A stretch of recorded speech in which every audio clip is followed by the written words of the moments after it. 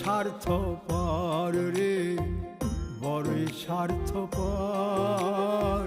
বুকের মাঝে জায়গা দিলে যতন কইরা ভাঙ্গে রে অন্তর। অচেনা এক জংলা পাখি যতন কইরা বুকে রাখছি, বুকের পাজর ভাঙ্গা সে যে সাজায় অন্যের ঘর রে, সাজায় অন্যের ঘর। মানুষ বড়ই স্বার্থপর রে, বড়ই স্বার্থপর।